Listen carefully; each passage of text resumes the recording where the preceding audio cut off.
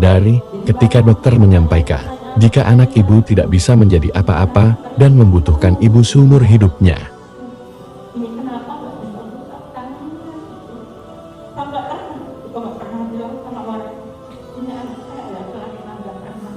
Dia selalu bilang sama Allah, yang saya takutkan itu saja. Jadi ikhtiar kami ke dokter udah cari cari informasi ini kenapa gitu kan? Karena namanya anak pertama tentu kita pengalamannya ke anak-anak nggak ada sama sekali kan. Sampai akhirnya yang kami lakukan, dokter akhirnya memvonis kakak saya ini lumpuh otak gitu. Jadi waktu di ruangan praktek dokter itu dokter mengatakan ibu katanya ini anaknya ibu cerebral palsy katanya. Nah itu dok gitu, lumpuh otaknya gitu. Saya nggak bisa nggak bisa berpikir apa sih namanya lumpuh otak itu gitu.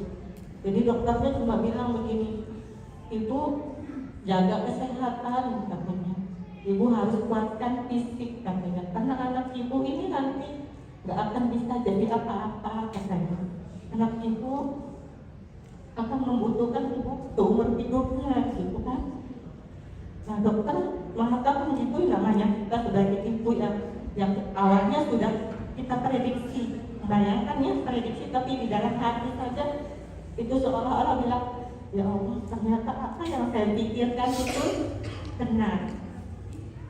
Saya nggak bisa bangun waktu itu dari tempat duduk yang dokter mengatakan seperti itu. Tapi dalam hati saya mengatakan ada Allah, saya bilang gitu. Saya akan mengusahakan apapun untuk anak saya gitu kan.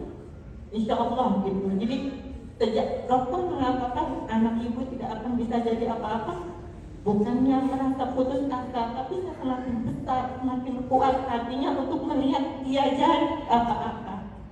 Ya, semakin dokter merasa anak ibu tidak akan bisa jadi apa-apa, itu semakin kuat. Saya bilang saya punya Allah. Allah, saya ingin buktikan bahwa Engkau Maha Kuasa ya Allah. Berikan kami jalan, kuatkan saya ya Allah.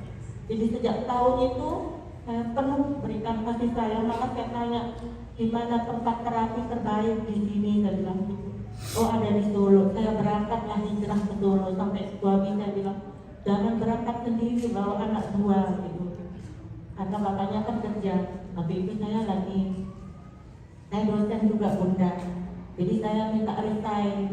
Karena saya akan fokus ngurus anak saya ini. Tapi alhamdulillah dekannya bilang, ibu nggak usah resign, ibu lanjutkan aja S2 katanya gitu, sambil terapi anaknya gitu. Akhirnya berangkatlah saya di Solo gitu. Jadi setiap hari ikhtiar yang itu, jadi yang terngiang-ngiang di kepala saya itu perkataan dokter yang mengatakan anak ibu tidak akan bisa jadi apa-apa. Jadi ya udah, Allah akan berusaha. Nah salahnya saya waktu itu adalah saya terlalu berambisi, saya lupa menyerahkan semuanya sama Allah. Jadi dalam hati saya pokoknya harus ini, dia pasti bisa. Saya tanya terapisnya, kira-kira kalau saya ambil terapi yang full dari pagi sampai malam, besok lagi, berapa lama aja bisa jalan? Dokternya bilang tidak bisa diprediksi bu. Saya semakin keras hatinya, dia kan bukan Tuhan gitu kan. Saya harus kuat lagi gitu. Pulang ke rumah diomongin sama tetangga-tetangga, katanya udah pergi jauh-jauh berobat, akhirnya mana anaknya masih aja nggak bisa jalan kayak gitu. Saya drop lagi, setiap kali saya bawa ke mana-mana selalu gitu kan, berobat ke Jawa kan, biasa kalau kita di daerah itu Jawa gitu kan udah dibawa berobat ke Jawa, kok masih seperti itu gitu. Akhirnya saya drop lagi, saya sedih lagi. Lama-lama Allah tempat saya dengan dengan perasaan seperti itu, lama-lama